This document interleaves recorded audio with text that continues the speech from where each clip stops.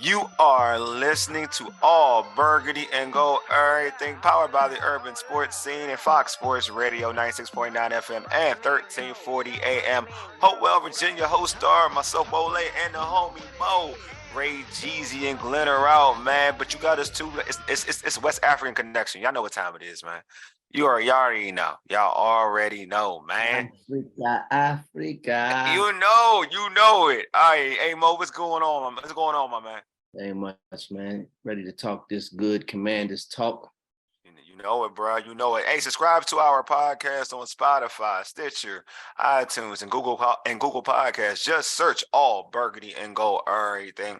Also tweet us at ABG_Errrything and hit us up on IG at ABG_Errrything and like our All Burgundy and Gold Errrything Facebook page. Make sure you subscribe to our All Burgundy and Gold Errrything YouTube channel as well. Appreciate everybody who's subscribing. I'm showing us love. Keep doing it, man. We love it. All right, man. It's time for the pregame. Here's what we have on tap. We'll debate whether an open QB competition with Sam Howell and Jacoby Brissett is the way to go for Washington. All right. I'm gonna start this off first, Mo. Speaking Tuesday from the annual league meeting, Coach Rivera said that coming into camp, it will be an open competition between quarterbacks Jacoby Brissett and the second-year quarterback Sam Howell. Is this the right decision, in your opinion? I mean, look, man. There once was a man by the name of Nostradamus. I'm Mostradamus. When Brissett signed, that was the first thing I thought. I thought that they put out that Sam Howell would be the QB1 way too early, without knowing what the offseason was going to look like and how the cards was going to fall, or how the cards was going to lay rather. I just don't think I don't think that you can get premium buy-in thinking that Sam Howell was going to be quarterback number one coming in, especially with the little bit of success and poise that Jacoby Brissett has shown over the course of his career. Although a backup, he's a quality backup. You know that he's not going to mess things up typically. Or that's the narrative around him. So it'd be hard to sell a group of men who's out there competing every day that we're going to go with this guy that has one start at the end of the year in a game that most people thought that the Cowboys really wasn't doing the most in, right? Because they already clinched their playoff seeding and whatnot. So I think it is the right decision, man. I think you let Jacoby Brissett and if Sam Howell is who the fan base thought he was after that last game, it should be an open competition. He will prove it in the competition against Jacoby Brissett.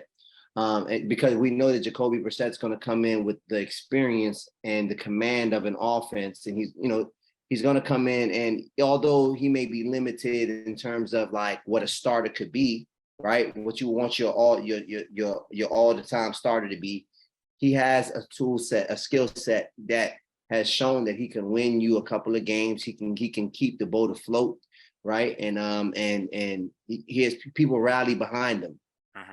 People rally behind him. We saw that in the game when he played here last year against the Commanders. He didn't play that game. Deshaun played that game. I lied. You're right. Deshaun didn't play that game. I got excited. But we seen that last year until for Deshaun most of the season. Before Deshaun came. Yeah, until Deshaun came, right? I argue to say that he looked better than Deshaun last year. He did. We expect Deshaun to be rusty because he came off of the year and a half plus time off, but it's the right decision. In order to get the troops behind this team and to rally the fans, then there's going to be new ownership. It seems like. I think it's the best decision going forward, or Ron Rivera will be on the chopping block if not. So it seems like the people on our Twitter poll agree. The question on Twitter was, are you in favor of an open competition between Sam Howell and Jacoby Brissett? 65% said yes, 35% said no. So I'm actually going the opposite direction. I think that honestly, I know that, open competition, when you have a QB1, QB2, typically there's not really a competition. Typically, it really isn't. It sounds good, but it's really not. It's not, especially you have a usual backup. A career backup, it's typically not a real competition. But in terms of what we're discussing and debating here, if Rivera's mindset is really a true open competition, because the only coach that typically does that is like Pete Carroll. Pete Carroll's the only coach that I can honestly say that when he says an open competition, it is really an open competition. This is why Geno Smith was the starting quarterback over Drew Lock, right? If you look at it for what it is. So, but in this situation, I'm just all in favor of, like, you already know what you have in Jacoby Brissett. Nothing wrong with Jacoby Brissett. I think I'll say this. I know some of the fan base won't believe it, but he's a better thrower of the football than Taylor Heineke. All right, let me put it that way. He's a better passer of the football. Look at his stats. Truth be told, like, his stats aren't bad stats. In terms of career stats, he's 61. He's a 61% completion rate, 48 touchdowns to 23 interceptions. So he's efficient. He doesn't make a lot of mistakes. He is an efficient quarterback. He's not a world beater, but he's an efficient quarterback. He's 18-31 as a starter, but that's situational football. You can't always blame a quarterback. If you're not a franchise quarterback, you can't always blame a backup for like a poor record, right? Because look at the teams he played for. You know what I mean? The Colts, he played with the Colts. The Colts were winning with Andrew Luck. Andrew Luck is amazing. He's special. We're not calling Jacoby Brissett Andrew Luck. You know what I mean? You saw the situation in Cleveland. He was all right in Cleveland. Like you said, he was all right in Cleveland. If you speak to multiple Cleveland beat writers, they would tell you that Jacoby Brissett was phenomenal for them. He wasn't the problem.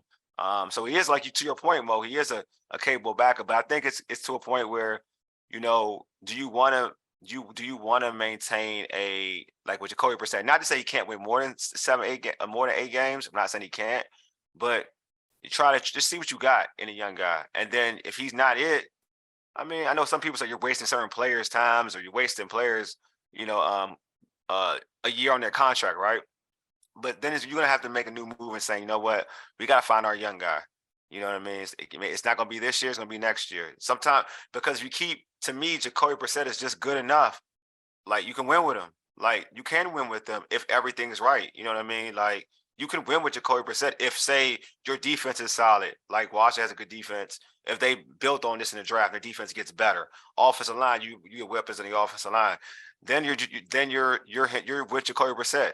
It's starting to get to a point where you do want to kind of get a younger quarterback, a guy for the future. If it's not Sam Howell, somebody in the 2024 draft, 24-25 draft.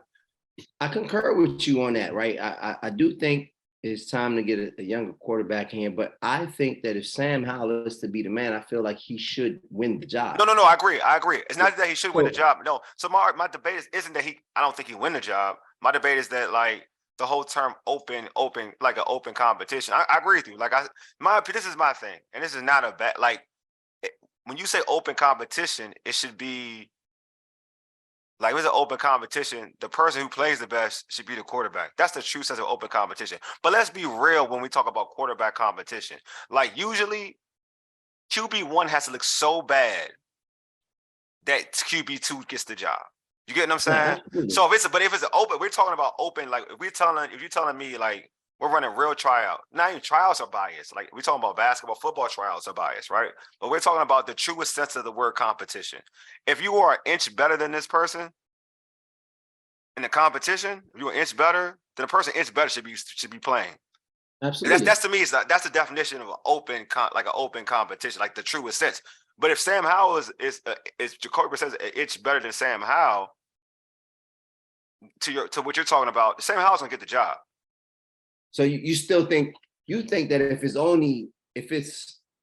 small, if it's a minimal difference between them, Sam Howell should be Sam Howell. Yeah, he should be the job. So you're saying that. So I guess you're saying that it's not really an open competition. But the question was, is it? No, I mean, no. I'm saying that's why I'm saying that if it is an open competition, I'm not in favor of it. This is my thing. Like when you try out, you hold in trials, you see this kid. You watch this kid throughout. Like, you watch this kid. Like, this kid is cool. This kid is like, what? Like, because you have a bias to this kid. You have a bias to him, and he's good. He's good. But there's this other kid that is, like, close, but you was like, could say you see slightly better. There's a bias that's gonna make you choose the other kid that you most people, not all people. That's why I use most people, not all people. Will take the kid that they know. It's like open gym. You rock open gym for kids playing basketball, like trying out for the high school basketball team. There's a kid who rock.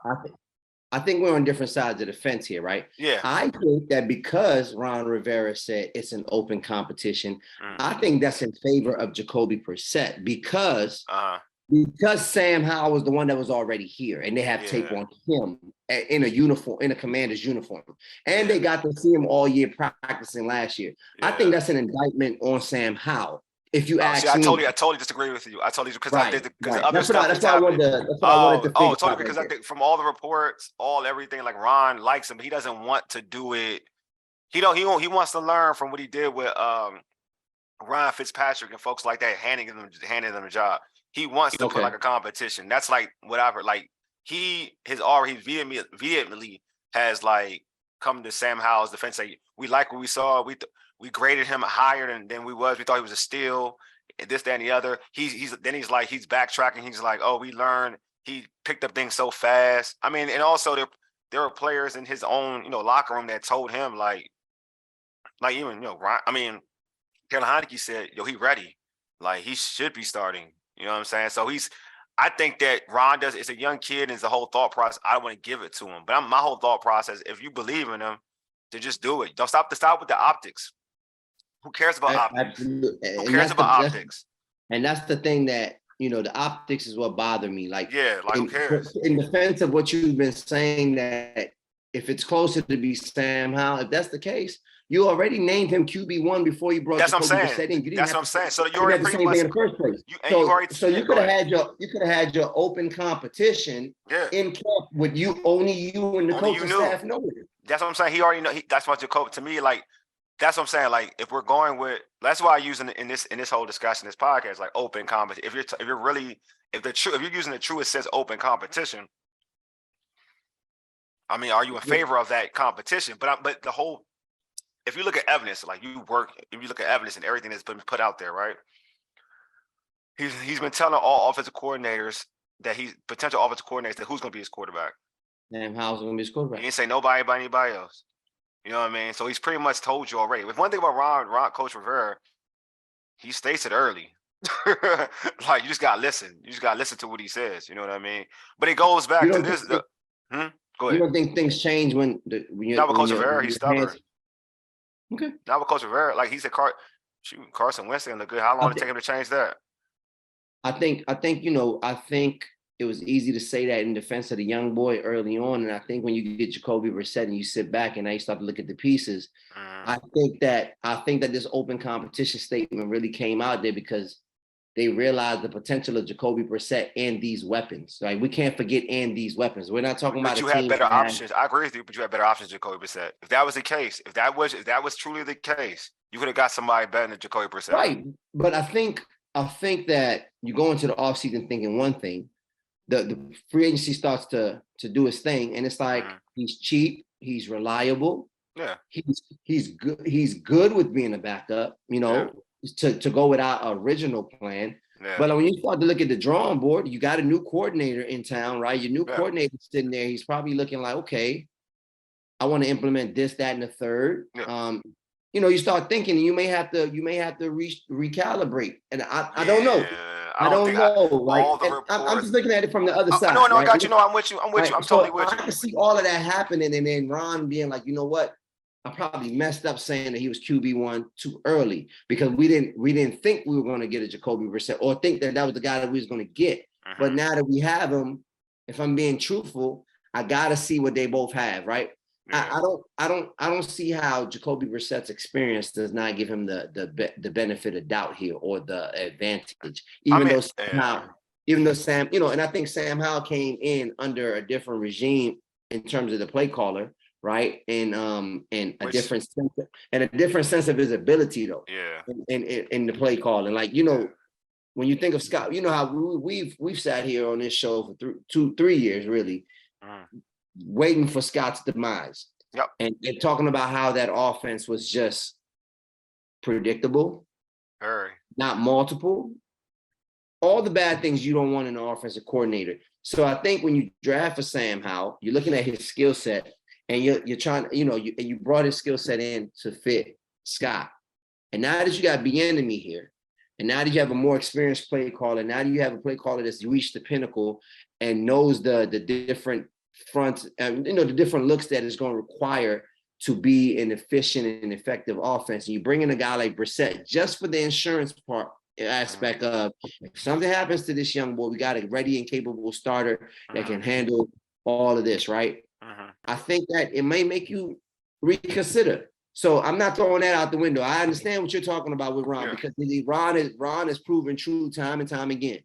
But as Commanders fans would want, they would want there to be something of a change, right? Because 7-9 or 7-10 really isn't the outcome that is wanted or favored here. Of course not. Of course not. Right. So I'm just looking at it from that aspect. But No, I don't think you're wrong, man. No, I agree. I'm with you. I got you. I totally get your point. I'm trying to read this tweet. My man Adam said, but in terms of the move, I mean the open competition. He says it's all about optics. JB is a decent backup, not brought in to start. Also, he said, I'm down with the open competition, but if Sam doesn't get injured prior to week one, can't see how he loses the job in practice.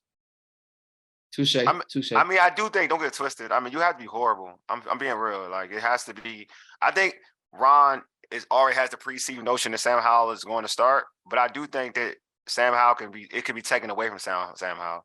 I don't think it's like he has to turn like he has to be like for instance in preseason he's turned the football over a number of times. In practice, he's inaccurate. Like there's things he has to do for him not to be the starting quarterback. And that's what we know, right? Like, and there's that odd chance that does happen. He should get better. He should get better because he's in the NFL for another year. He's going to have a whole off season this year, even though it's a new offense coming in, but he has a whole off season to learn it. Yeah. He has a play caller that has a track record that's proven and comes from good pedigree. So it's something to see, man. It's something to see. Any more? Yeah, I probably got one more. I'm trying to actually find me located right now. I have there's one more that I remember. If I don't find it, we just keep on. And I like Sam Howell in college, especially early. Because you look at his college stats. I mean, like Sam Howell in college, and I wasn't I'm not gonna hold you I watched Sam Howell. I heard about him often because a lot of people were trying to get him here initially, right? Because they thought he was going to be a first round pick, but everyone talks his last season. I mean, was his worst season because he lost so many key players. But it still wasn't a bad season. What I liked about him, it wasn't he still threw for 24 touchdowns, 9 picks, threw for over 3,000 yards. His completion percentage went down. He was 68 his sophomore year or sophomore year. His junior year went to 62%. So he lost NFL talent. He lost NFL talent. Yeah, he lost. Exactly. And he lost NFL talent in offense, right? Exactly. Yeah, exactly. Michael Carter. Michael Carter plays for the Jets at running back. Who was the other running back? Do with the Broncos, was it the Broncos? Is it Jamal Williams? Yeah, Williams. He lost Williams. He had Diami down there, when he was a pup.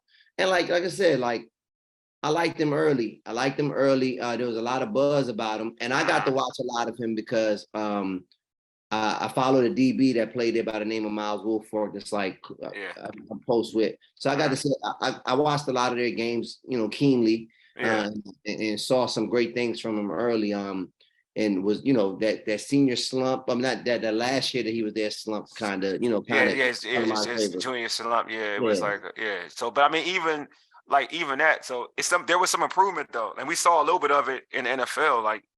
So he really wasn't running out the pocket his first 2 seasons in UNC. He had his highest his junior year was 146 yards. He basically quadrupled that and rushed for 828 yards in his his junior year. So mobility. Mobility, which I think is essential for a Bieniemy offense. And what you already know, he has an arm. He throws the deep ball pretty well. If you watch him play, he throws the deep ball pretty well. And he's got this. And I know somebody who's very familiar with Sam Howell. Knows him, and has spoken to him. And he's a confident dude. He's a very, very confident dude. He thinks he can do a lot. So, we should see in camp. We'll see. We'll get reports in the offseason. OTA. Yeah, definitely. With that said, what's the maximum potential win total you see for either quarterback? Let's start with Sam Howell being QB1. QB1. I think from what I saw, and because what I like in terms of the offense with skill set, I think Max, be real, honest, I think he can get 10. I think he can get 10. Max potential. Anything better than that in 10, then you were talking about him looking extremely, extremely good. And that's me and him and Bieniemy are clicking. Right. I guess, I mean, I said close, so I'm gonna be real. I think Brissett ain't far off from Sam Howell in terms of max potential either. I think they both can get 10, to be honest with you. With Like, this but offense. yeah, with his offense, because the weapons, and I think that what Brissett is like, I think Sam Howell has. Okay, let me put it this way: the potential of Sam Howell, because what I do like potential, that it can get more than 10. I think potential it could, because I think his skill set with defense and offense, but as he's still young, so you can't put that on him because potential's for young folks, right? Whatever how they pan out. But I do think Brissett's potential, his max potential, is definitely 10, because I don't think he's not gonna lose you a game. He's just gonna play his role and not lose you a game. He's gonna manage the game. So it just depends on like who Play you're looking call. for, play calling. And if you think if we're going on track record, like yeah, I'm gonna have more. If we're talking about these dudes playing with Scott Turner, it's a totally different argument. You know what I'm saying? Like I'm not gonna sell you 10 wins. I'm not gonna do that. Like I'm not gonna do that. But when you tell me a track record of a guy under a tree that most of his dudes have been very successful, especially like moving the football, regardless of how you want to look at it. I will tell you, like, yeah, that I think that with potential, but especially with Jacoby Brissett, like you really gonna be real. I feel like he's more, and this don't sound funny, even though I talked all about Sam Howell, he's more of a given because I think he won't lose it. He's a vet and he won't lose you a game. That's the thing. I guess we're gonna like really keep it 100. Like he's more of a given, but his ceiling is already set. It's done. You know what it. You His know what ceiling's it not is. high at all. His You know ceiling's what not it high at is. all. You know what it is. So that's the thing. Like that is the thing. That's what leads me to my answer, right? My answer for the max wins. If Sam Howell is the starting quarterback, I see 8 wins maximum. Okay. Because I do feel like there's this essence of when they get tape on them, right? They start to give you more looks and be multiple, and that can lead a young quarterback into seeing things that, or believing that he's seeing things that he's not really seeing. That can lead to potential harm, in terms of turnovers, right? So I'm gonna be quite. I think I'm fair saying that 8 for Sam Howell, because in his one start, up to his one start, there was no tape on him. Yeah. Right, and it was the last game of the season, and everybody was on a high. So you start the year, people get to backtrack and start looking at Kansas City and the things that they do and what kind of things are similar here. They start to narrow down the options in terms of what the plays can be. Defensive play callers can be a little bit more aggressive because they have some familiarity with that, right? So I'm gonna go 8 with him. And if I'm going max potential, the same reason you had Jacoby, for Jacoby, I'm gonna go 9. Like we said, it's gonna be close. Yeah. I don't think this is a head above. I mean, agree. Anybody's shoulders above it, head and shoulders above anybody else in this aspect of this time of each of their careers. Yes. I think Jacoby is going to come in. If he comes in, he's going to man the ship. He's going to manage it. This offense is a little dynamic. So even though he's a game manager type quarterback, there's going to be potential there when you mix that with Scary Terry. What we've seen from Dotson, if he stays a lot more healthy this year rather than having those spurts, right? You got Diami out there. You got Diami out there stretching the field. Yeah. I think Diami gets back into the equation because of the way with that this offense, with how Bieniemy loves his speed. Yep. Exactly. The way that, and we seen what he did against the Titans last year with doing 2 deep balls, and it kind of made it had people salivating over what he could do. Yeah. So hopefully this offense unlocks his potential, and he's more than potential this year, right? Because he showed some flashes. But like, that's why with Jacoby Brissett, I give them the 9, because we know he's not going to make those mistakes. But he's not going to make those mistakes. And then the weaponry around him is it's underrated, really. Yeah. Like, people are not talking enough about Washington's weapons. Brian Robinson gets a whole offseason to come back from injury. Gibson. As long as he sticks with the run a little bit more than Kansas City does, because we know Kansas City can do that because they have Mahomes, right? They can get away from the run a little bit more because they have Patrick Mahomes and whatnot. So as long as he sticks with the run a little bit, Brian Robinson should be seeing a lot of he should be seeing a lot of fronts that are to his advantage, They right? should. Yeah. Yeah, he should be seeing a lot of fronts to his advantage. He has Gibson behind him. Give Speedster. Gibson needs to get some totes. Like you let Robinson pound him. You let Gibson come in, even though he's a big back, but he's fast, right? Fast enough, yeah. They wear the defense down, and then now you have it on both sides. You can interchange it however you want. You can let the passing game open it up for the running game. The running game can open up for the passing game. And Curtis Samuel too, out of that too, with the enemy kind of offense. I mean, like I said, and I said this before, and this thing, the reason why the potential for Sam Howell is to be okay, like it could be all right without even that much work, is because if you look at, and I said this before, when we were like about Eric Bieniemy, when we were talking about would he come over here if he's coming over here, is that a coordinator like Eric Bieniemy and the Andy Reid under the Andy Reid tree, they do a lot of screen stuff that's going to make it much easier for the quarterbacks to do stuff to a point where they're not really having to like read the whole field. Even Patrick Mahomes, I'm gonna say this, Patrick Mahomes said this. He said he couldn't read defenses like that his first 2 seasons. Early. He said this. Early. He said this. So that tells you that that tree, that offensive system, did a lot of things for a young quarterback to make it easy for him. So a point where every year he learned more and he got better, and then he's understanding, you see it, he can read defenses now. But he said his first 2 seasons when he was having MVP seasons, elite seasons, and he wasn't reading defenses. He wasn't. He still tell you, I couldn't read a defense. Won a Super Bowl, couldn't read a defense. Wow. Yeah. So wow. Yeah. So I'm just saying, like, when you have a guy like, that's what I'm saying, when you got a play caller like that and from that system, it's gonna make it easier for these dudes to kind of like put up some numbers. Like Chad Henne would put up numbers. I'm a Michigan fan, so Chad Henne, when he came relief, put up numbers. You know what I mean? So I mean, I just feel like there's potential mixed in, finally where the defense doesn't have to kind of be pressed to stop somebody every play. There's potential to win games. But all it is about, to me, for either quarterback, the job is not to turn the football over. If you don't turn the football over, you're fine. But again, I'll say this though, I feel like they'll put you in position where you can make the safe pass. Like Eric Bieniemy will put you in a position. If you at anybody's watch the Andy Reid coaching style over in Philadelphia, Kansas City, whatever. Like his screen game is immaculate. You know what I'm saying? It's not even like you got a backup running back that he's a former wide receiver. Yeah, the ball out the backfield. I don't know why. I don't know why J.D. McKissick was the one when you had drafted a guy in the 3rd round. That used to he's not here now. But J.D. ain't here. Yeah, they ain't here now.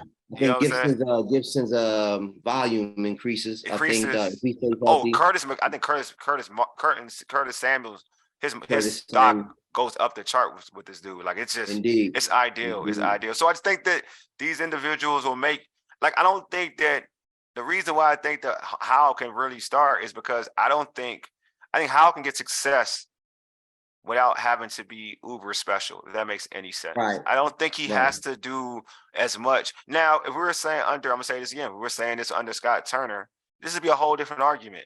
Like a whole different argument. But you're doing it under, it's just like when the Rams had Mike Martz. Mike Martz can make life easy for you, if he doesn't need the best, you know what I'm saying? Like he can make life easy for you. Evidenced by the transition. Bolger, everybody. Bolger, everybody. Like he made life. He had Trent Green, that had Kurt. You know what I mean? Like he made life easy for his quarterbacks. Kurt was the Hall of Famer though. No. I'm saying but he had Marshall Faulk. But Marshall. And then he went to the Cardinals and had who else? Speaking of, you know who I'm excited for, man? I'm excited for Terry, man. I'm excited to see. I think Terry finally has that breakout season where everybody has to give him that respect, mainstream, because the screen game, so much. What he does intermediate. Yeah. And you know what he does on the 50-50 ball, man. Yep. Like now he has all 3 layers of the field. Yeah. So and then he has a quarterback that can adequately get him the ball, either one of them, because the arm strength is there. And you saw it. Yeah, I agree. It's there. No, keep talking, bro. Keep going. No, I mean, so we'll see, man. I'm excited for him. I love the fact that I saw him at the press conference talking to EB immediately. and EB was gushing over how he was going to Yeah. use him. And, you know, we all know how much of a hard worker Terry is and what he does with less. So Yeah. I can only imagine them with a better situation at quarterback, because we could all agree that both of the quarterbacks right now are better than I Taylor, agree. Yeah, than I'm Taylor sorry. Yeah, was, right? So and Carson. I'm saying I Carson. mean, At the I'm moment, just, this Carson. Not I told y'all not to bring Carson in yeah. town anyway, but This Carson is definitely better than this Carson. But I will say this: the person I'm excited for with this situation is De'Ami Brown. I just think now, like I feel like he's gonna get an opportunity. He's gonna get a real opportunity to Cam Simmons showcase. is gone too. So Yep, Cam Simmons he gone. is he's definitely the number four Yeah, he's receiver. So getting. He's gonna get an opportunity. And if you look at how the Chiefs, they rotated their receivers. You know, you had a lot of dudes. If you got speed, you was on the field, and those are four dudes like Jahan, Curtis, all of them can all fly. four All of them can fly. can fly. So I'm like, they're going to be on the field, man. They're going to be like, it was rare that even with Scott Turner, that all four of them dudes are on the field. With the enemy, I think you're gonna see play. Even with you may have a speed lineup with all four receivers and Gibson. You got nothing but 4-4-4-3 dudes on the field together. You know what I'm saying? So I'm just saying, like, there's so much potential where with just that alone with Eric Bieniemy. I just think, like, I really mean this. Like, I think that whatever quarterback, you know what I'm saying? Like, I think you can do some damage with him. You know what I'm saying? But I just think you should play the young dude. I just think that if he don't map out, hey man, Caleb Williams ain't that. Well, they ain't gonna be that bad because they'll probably bench it, and then you can't be that bad for Caleb. Caleb, you got to win 2 games. You got to win 2 games with Caleb. I'm sorry, you got to win 2 games to get Caleb Williams. And this team is better than 2 wins. This team is better than 2 wins. Yeah. The D line itself gonna get 2 wins. So yeah, exactly. That's what I'm saying. Alone. So well, you guys heard it here first, man. Just call All Burgundy and Gold everything to Sam Howell Fan Club. All right. You already know. You know what time it is. You already know. Hey, subscribe. We're gonna wrap this up. Subscribe to our podcast on Spotify, Stitcher, iTunes, Google Podcasts. Just search All Burgundy and Gold. Errrything. Also tweet us at ABG_Errrything and hit us up on IG at ABG_Errrything, and like our All Burgundy and Gold Errrything Facebook page. Do not forget to subscribe to our All Burgundy and Gold Errrything YouTube channel as well. Man, this has been a great show. Appreciate the homie Mo for being on.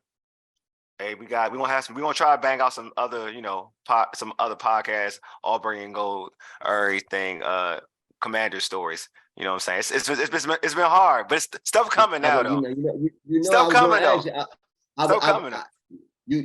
You wrapped it up, but I was going to ask you, did you have a favorite between the 2 bids? But I know that's coming up on the next episode. So y'all the two bids. All right. I mean, you ain't listen to the last show, bro? Like I already said that last show.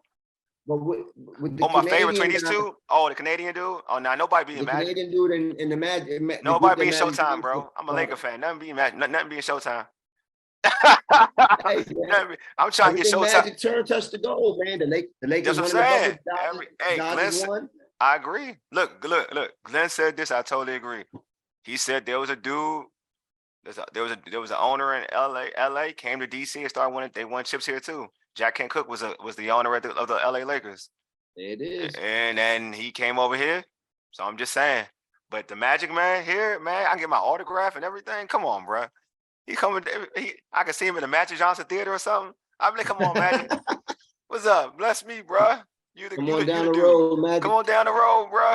You already got property around here, man. $6 billion. I know, insane. All right, man. Anyway, you've been listening to All Burgundy and Gold Errrything, powered by the Urban Sports Scene and Fox Sports Radio 96.9 FM and 1340 AM, Hopewell, Virginia, for ages. You dig? Deuces. Hey, Mega, lead us out, big homie.